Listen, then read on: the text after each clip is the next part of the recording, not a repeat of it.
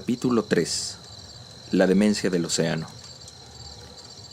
Si algún día el cielo tuviera la intención de otorgarme un favor sublime, debería anular completamente en mi memoria el hallazgo que realicé, casualmente, cuando le daba un vistazo a una hoja del periódico que recubría el estante.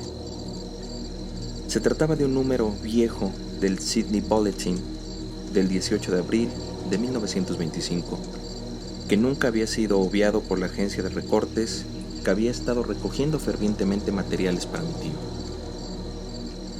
En ese momento, yo casi había desechado completamente mis pesquisas sobre que el profesor denominaba el culto de Cthulhu, y estaba visitando la casa de un sabio amigo en Paterson, Nueva Jersey, que era mantenedor del museo local y un célebre minerólogo.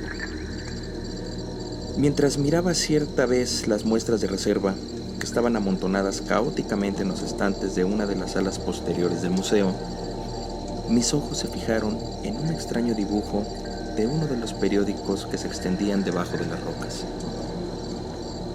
Se trataba del Sydney Bulletin del que ya he hablado. Mi amigo tenía corresponsales en todos los países extranjeros posibles. El dibujo representaba una desagradable estatuilla de piedra casi igual a la que Legras había recogido del pantano. Alivié con fervor a la hoja de su invalorable peso. Leí la nota minuciosamente y me lamenté por su brevedad. No obstante, aquello que dejaba vislumbrar era sumamente importante para la ya dudosa investigación. Prolijamente arranqué la nota con la intención de ponerme de inmediato en acción. Esto era lo que decía. El Vigilant llegó remolcado en un yate neozelandés cargado de armas. A bordo un muerto y un sobreviviente. Afirman luchas violentas y muertes en alta mar. Marinero sobreviviente rehúsa dar detalles del enigmático suceso. Extraño tótem hallado en su poder. Comenzará una importante investigación. El buque carguero Vigilant de la empresa Morrison llegó desde Valparaíso esta mañana a su puesto de amarre en Darling Harbour, remolcando el yate Alert de Dunedin número 2, que se encontraba con múltiples daños, aunque aún cargaba cuantiosas armas. El yate había sido divisado el 12 de abril a los 34 grados 21 minutos de latitud sur y 152 grados 17 minutos de longitud oeste, llevando a bordo un muerto y un sobreviviente. El Vigilant había zarpado de Valparaíso el 25 de marzo y el 2 de abril fue desviado violentamente de su curso, con dirección sur, por fuertes tormentas y olas gigantescas. El 12 de abril divisó el buque que estaba a la deriva. Su apariencia hacía pensar que estaba abandonado, pero luego se supo que llevaba a un sobreviviente que deliraba y un cadáver de al menos una semana. El sobreviviente ceñía entre sus manos una desagradable piedra de origen desconocido, de alrededor de 30 centímetros de alto, cuya procedencia no pudieron discernir los profesores de la Universidad de Sydney, la Sociedad Real y el Museo de College Street, y que el hombre decía haber encontrado en la cabina del yate, en un pequeño altar improvisado. Cuando recuperó la cordura, el hombre contó una historia de filibusteros violentos muy extraña. Él era un noruego llamado Gustav Johansen, medianamente culto, segundo oficial en la goleta Emma de Auckland, que zarpó con rumbo a El Callao el 20 de febrero, llevando una tripulación de 11 hombres. Según contó, el Emma fue desviado y retrasado considerablemente de su rumbo por la tormenta del 1 de marzo y el 22 se encontraba en la posición 49 grados 51 minutos de latitud sur y 128 grados 34 minutos de longitud este, donde encontró al Alert conducido por una tripulación de canacas y mestizos de un aspecto muy desagradable. El capitán Collins no acató la orden de virar y la tripulación del yate comenzó el fuego inesperadamente con una batería de cañones de bronce marcadamente pesada. El sobreviviente dijo que los marineros del Emma se resistieron valientemente y a pesar de que la goleta había comenzado a hundirse después de que varios proyectiles hubieran alcanzado la línea de flotación, pudieron acercarse al adversario y lo cercaron luchando en la propia cubierta. Todos los tripulantes del yate debieron ser muertos, debido a su modo rudimentario y malvado para combatir. 3 de los hombres del Emma, incluyendo al capitán Collins y al primer oficial Green, murieron. Los 8 restantes, comandados por el segundo oficial Johansen, navegaron siguiendo el rumbo que llevaba el yate, para saber por qué les habían ordenado virar el rumbo. Arribaron, al día siguiente, a una pequeña isla que no figuraba en mapa alguno. 6 de los hombres murieron allí, aunque Johansen no fue muy explícito al respecto y solo dijo que habían caído en una grieta abierta entre las rocas. Parece ser que luego Johansen y su compañero volvieron al yate intentando navegar, pero fueron detenidos por la tormenta del 2 de abril. Johansen no recuerda nada de lo que sucedió desde ese día hasta el 12 de abril, fecha en que fue recogido por el Vigilant, ni siquiera cuando murió su compañero William Breeden. El motivo de la muerte fue aparentemente la falta de víveres. Informaciones procedentes de Dunedin nos cuentan que el Alert era famoso como barco carguero y tenía una reputación muy cuestionable. Formaba parte de un singular grupo de mestizos que provocaban curiosidad por frecuentar los bosques por la noche.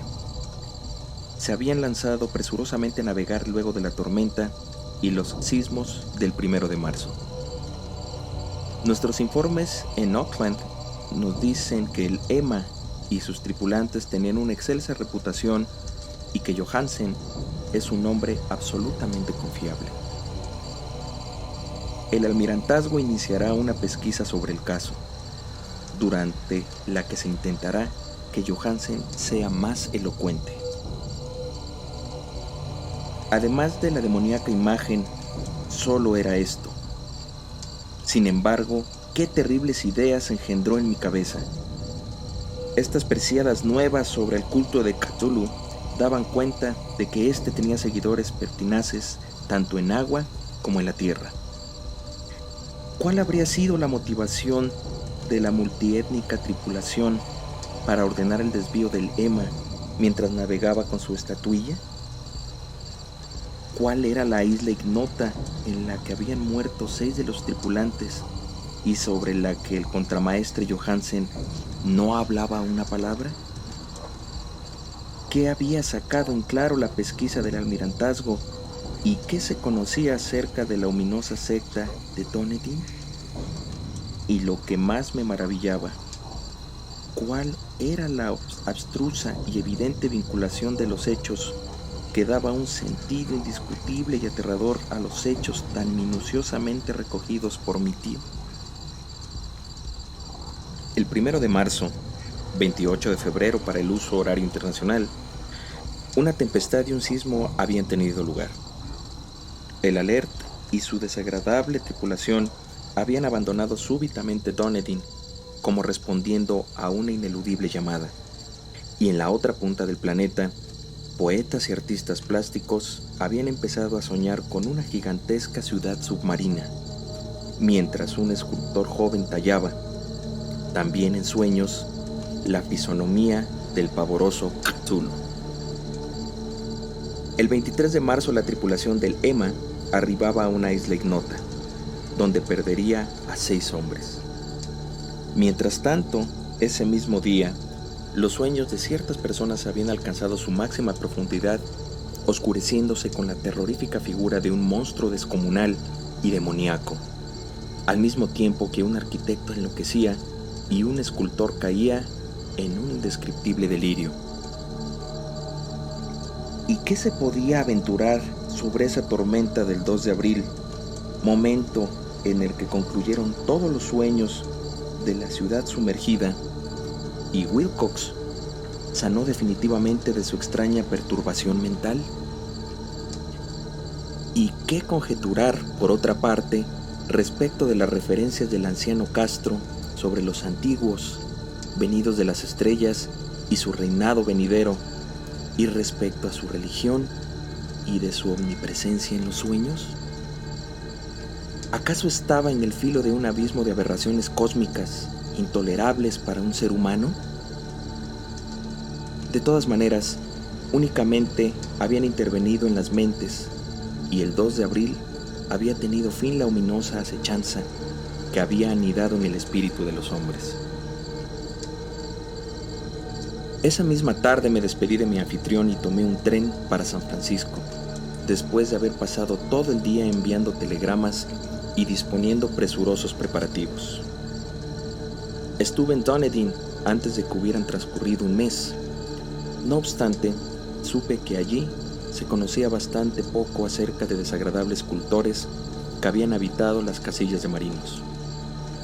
Los paseos errantes por los muelles eran algo poco excepcional, y no tenía caso hablar de ello. Pero supe algo acerca de una expedición terrestre llevada a cabo por aquellos mestizos, en la que se había dejado oír un tenue golpeteo de tambores, y se había visto un resplandor rojizo en las colinas distantes. En Auckland, supe que Johansen había regresado a Sydney, donde, completamente canoso, había padecido un infructuoso interrogatorio, luego del cual vendió su casita de West Street y volvió con su esposa a su antiguo hogar en Oslo. Todo lo que conseguí fue su nuevo domicilio, ya que no había dicho a sus amigos sobre aquella aventura más de lo que había revelado a los oficiales del almirantazgo. Por lo tanto, regresé nuevamente a Sydney e interrogué sin resultados a marinos y miembros de la corte. Pude ver en el Alert, en Circular Quay, en la bahía de Sydney, pero nada pude sacar en claro por su casco. La figura sentada, con cabeza pulposa, cuerpo de dragón, permanecía en el museo de Hyde Park.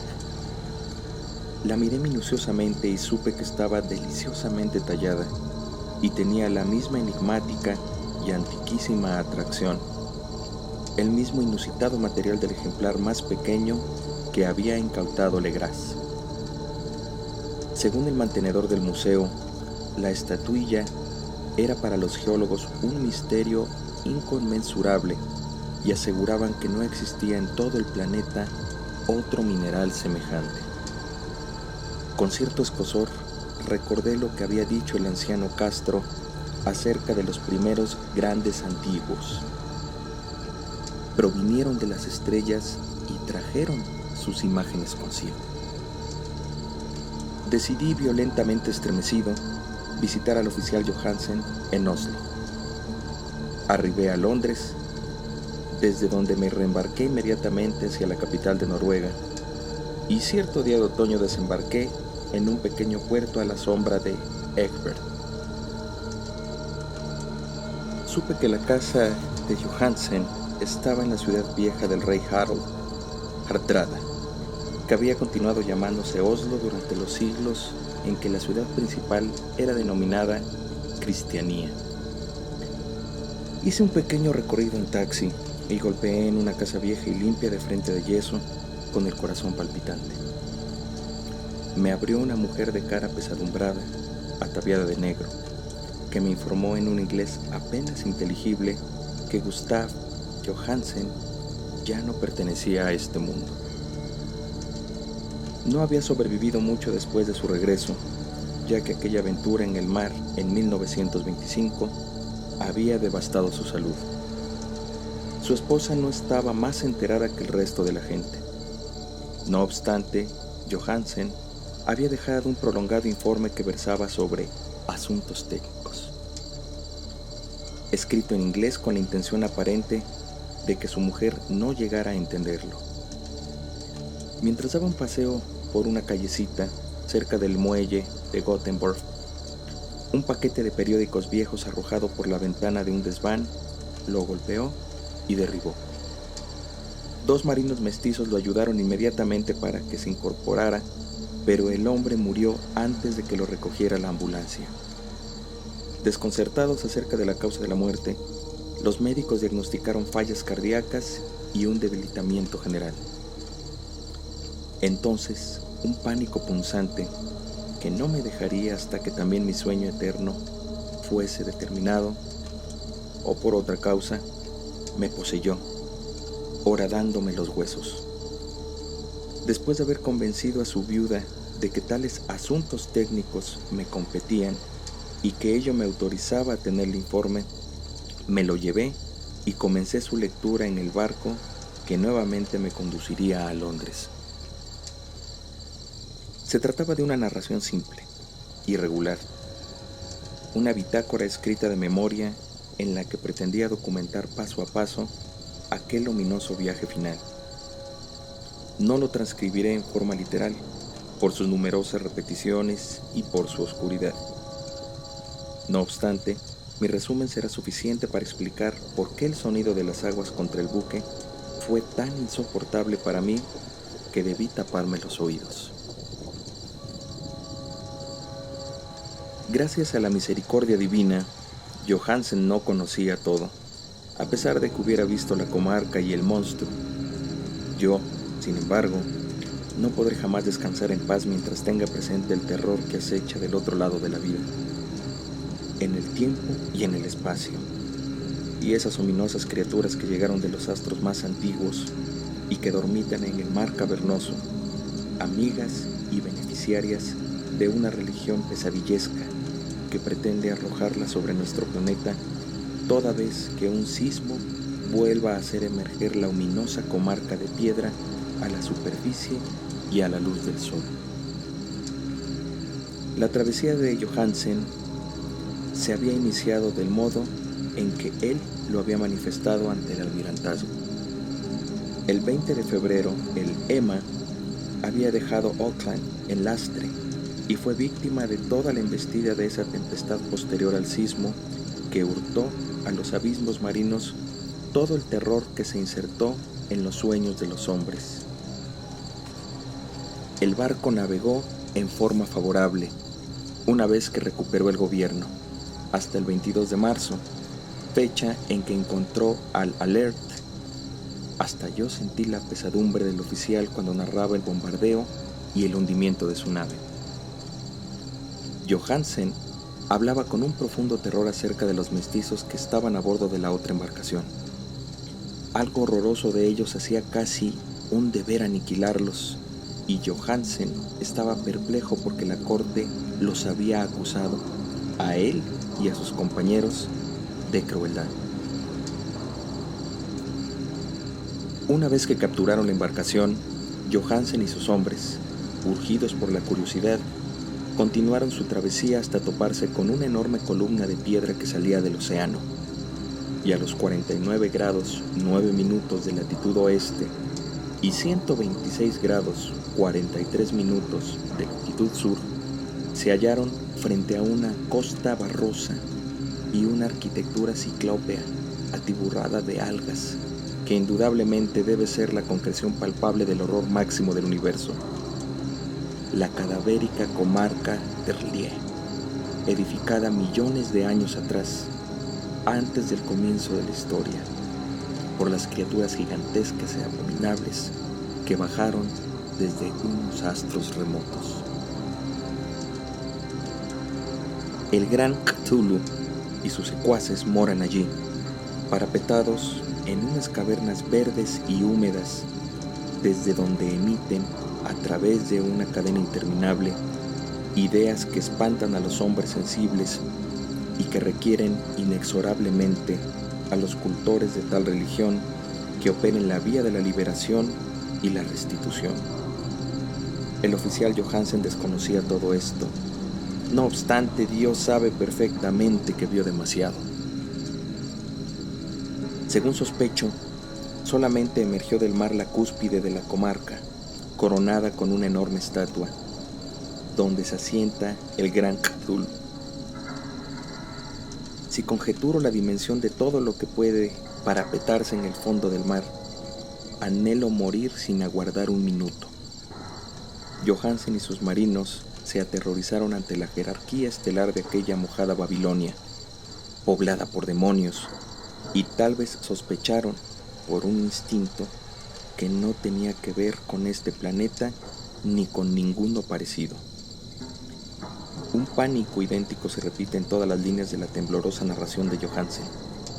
Pánico hacia los increíblemente desmesurados bloques de piedra verde, hacia la desesperante altura de la estatua tallada, hacia la maravillosa coincidencia entre esas inmensas esculturas y bajos relieves y la inquietante imagen hallada en la sentina del Alert.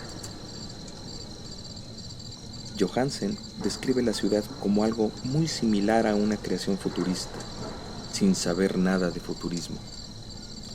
En lugar de hablar de una determinada estructura edilicia, lo reduce todo a ángulos y superficies de piedra, superficies demasiado grandes para pertenecer a este mundo, y enmanteladas de caracteres desconocidos y ominosas representaciones. Hago hincapié de estos ángulos porque me recuerdan los sueños que me narró Wilcox. El joven artista había puntualizado que la geometría de la comarca de sus sueños no era normal, no era euclidiana, y que se vinculaba con esferas y tamaños diferentes de los nuestros. Ahora un marino no ilustrado tenía la misma impresión ante aquella espantosa realidad. Johansen y su tripulación desembarcaron en la plaza de esta ominosa ciudad y ascendieron resbalándose por gradas gigantescas y mohosas que ningún hombre hubiera sido capaz de construir. El propio sol se presentaba deforme si era vislumbrado a través de los virus abarcadores que emergían de esta aberración submarina. Una tortura amenazante acechaba aquellos ángulos anómalos donde una segunda mirada mostraba una concavidad cuando antes se creía haber visto una convexidad. Todos aquellos investigadores se sintieron inmersos en un terror indecible, incluso antes de ver algo concreto, además de las rocas, los musgos y las algas. Todos hubieran huido si no hubieran temido ser burlados por el resto y desganadamente optaron por buscar algo que oficiase de recuerdo, inútilmente como entendieron más tarde. El portugués Rodríguez fue el primero en llegar a la base de la estación y les advirtió a los otros gritando lo que había descubierto. Poco después los hombres observaron una curiosidad, una gigantesca puerta tallada con el ya conocido bajorrelieve del pulpo dragón. Johansen describía que se parecía a la enorme puerta de un granero. Todos distinguieron allí una puerta, porque tenía un umbral, un dintel y dos montantes, pero ninguno fue capaz de decidir si estaba dispuesta horizontalmente, como la puerta de una trampa, o algo oblicua, como la puerta externa de un desván. La geometría del lugar, tal como lo hubiera afirmado Wilcox, era incorrecta. Uno ni siquiera podía garantizar que el mar y el piso fueran horizontales, de manera que la posición relativa de todo lo demás parecía variar de un modo fantasioso. Brinden hizo presión sobre la piedra en diversos sitios sin obtener resultado. Después, Donovan tocó delicadamente los extremos, presionando individualmente cada punto. Ascendió lentamente por el tosco relieve de la piedra. Podemos decir que ascendió si aceptamos que la puerta no era finalmente horizontal. Y los demás se preguntaron cómo una piedra podía ser tan enorme. Por último, leve y lentamente, la zona superior del panel comenzó a hundirse hacia adentro, y todos observaron cómo la piedra se movía. Donovan se ciñó o trepó a lo largo de cada montante, y el resto vio el singular retroceso de la ominosa puerta. En aquella ilusoria órbita de anomalías prismáticas, La piedra se deslizaba irregularmente en diagonal, descendiendo todas las legitimidades de la materia y la perspectiva. La oquedad dejaba ver una oscuridad casi concreta. Ese abismo tenía ciertamente una cualidad positiva, ya que ocultaba algunas zonas de los muros interiores que debían ser visibles. Finalmente emergió de aquella prisión milenaria una especie de humo, miniaturizado y arrogante, que empañó el brillo solar en su ascensión hacia el cielo y con la ayuda de sus alas membranosas. El hedor que surgía de aquellas tinieblas era intolerable, y Hawkins, que tenía buen oído, dijo oír allá abajo un sonido de inmundos chapoteos. Todos lo oyeron y todos seguían escuchando cuando se materializó el monstruo, con hilos de baba y presionando su tamaño verde y gelatinoso por la aberrante oquedad hasta ascender pesadamente en el aire putrefacto de aquella comarca pesadillesca. La caligrafía del infeliz Johansen se torna ilegible en esta parte. 2 de los 6 hombres que nunca regresaron al barco murieron sencillamente de pánico en aquel instante desesperado, según cree. El monstruo escapa a toda posible descripción. No existe un lenguaje adecuado para ese infinito horror inolvidable, aberrante negación de toda la legalidad de la materia, la fuerza del cosmos. Era como una montaña caminando. Dios santo, puede resultar extraño que en la otra mitad del planeta un célebre arquitecto enloqueciese y que en aquel instante telepático el delirio atrapara al infeliz Wilcox. El monstruo de los dioses, el diablo verde y escamoso venido de otros astros, había despertado para requerir sus derechos. Los astros eran nuevamente favorables, y lo que un antiquísimo culto no había logrado en su empeño, lo había desencadenado accidentalmente un grupo de inocentes marinos. Después de millones y millones de años, el gran Cthulhu estaba libre nuevamente. 3 hombres fueron devastados por sus patas membranosas antes de que nadie tuviera tiempo de darse a la fuga. Si existe algo de paz en el cosmos, que descansen en ella. Eran Donovan, Guerrera y Armstrong. Parker trastabilló mientras los 3 restantes se abalanzaban por una geografía interminable de rocas verdes. Johansen jura que fue absorbido hacia arriba por un ángulo operado como si fuese obtuso. De esta manera, únicamente Bredin y Johansen arribaron al bote y se precipitaron angustiosamente hasta el Alert, mientras el monstruo gigantesco bajaba por las gradas de piedra resbaladiza y se detenía desconcertado a orillas del lago. Las calderas habían permanecido encendidas, aunque todos habían desembarcado, y con unos pocos segundos de corridas desesperadas entre ruedas y motores, fue suficiente para poner en marcha al Alert. Lentamente, la hélice comenzó a horadar las aguas, entre el pánico grotesco de esta situación inimaginable. Mientras tanto, en la costa maléfica y sobre aquellas edificaciones que no pertenecían a este mundo, el monstruo gigantesco, venido de las estrellas, lanzaba gritos incomprensibles, como Polifemo, al injurar la voz embarcación de Ulises. Inmediatamente, con más astucia que los cíclopes legendarios, el gran Cthulhu ingresó en las aguas y comenzó un acoso a golpes que dio lugar a unas olas gigantescas. Bredin lo vio y perdió la razón. Desde ese momento rió intermitentemente hasta que murió en la cabina, mientras Johansen iba de un lado a otro, delirante. Sin embargo, Johansen no había desistido en su huida. Creyendo que el monstruo alcanzaría al Alert antes de que la presión llegase al máximo punto, decidió intentar algo desesperado. Aceleró los motores, subió a cubierta velozmente y giró el timón. Se produjo un remolino espumoso en la superficie de las aguas, y mientras subía la presión de vapor, el osado noruego condujo su embarcación contra aquella mole resbaladiza que se erguía sobre las sucias espumas como la popa de un galeón endemoniado. La ominosa cabeza de pulpo, atiborrada de tentáculos, casi alcanzaba la punta del Beauprés. No obstante, Johansen no retrocedió.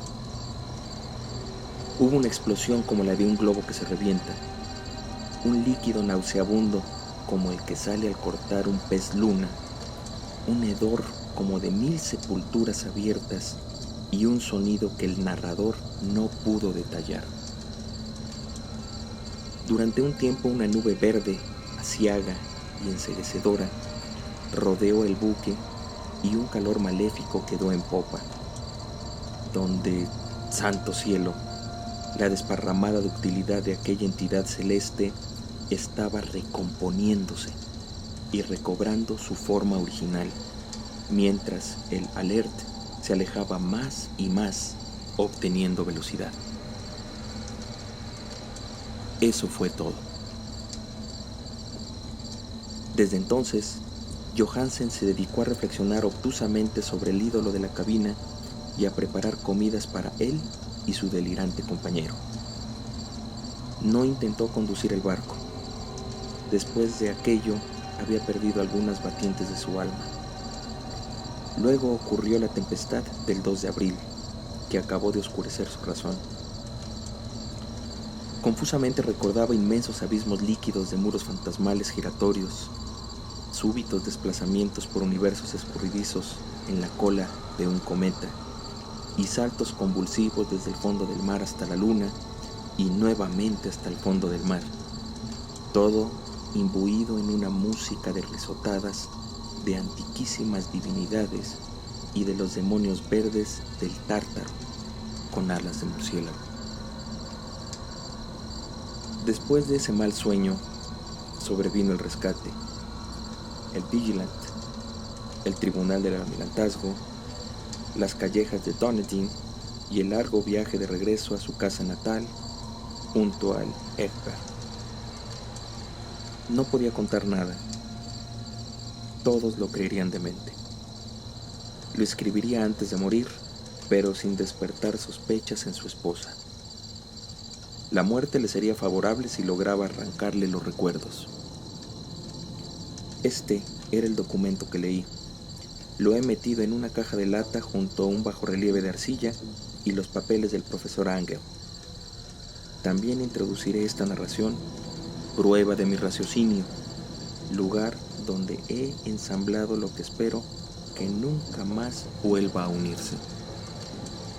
He vislumbrado todo lo ominoso que puede existir en el cosmos, y hasta los cielos primaverales y las flores del estío me parecerán siempre ponzoñosas. No obstante, sospecho que no viviré mucho. Tal como mi tío y el infeliz Johansen, yo desapareceré. Sé demasiado, y el culto sobrevive. Sospecho que Cthulhu existe también en su refugio de piedra que lo cobija desde que el sol era joven. Su comarca maléfica se ha sumergido nuevamente, ya que el Vigilant navegó por aquellas coordenadas después de la tempestad de abril. Sin embargo, sus embajadores en la tierra bailan todavía, cantan y asesinan en lugares diversos, girando en torno a bloques de piedra con ídolos. Cthulhu debió ser atrapado por las tinieblas submarinas, porque de no ser así, el mundo estaría en un alarido de pánico. ¿Quién conoce el fin?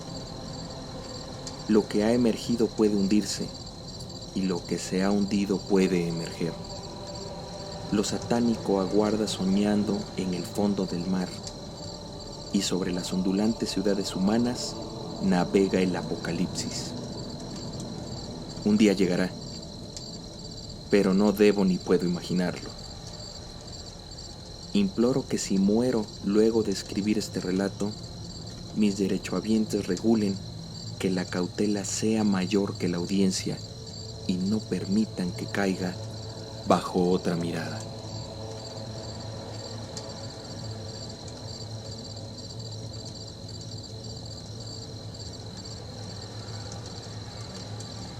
La llamada de Cthulhu. Howard Phillips Lovecraft, 1926.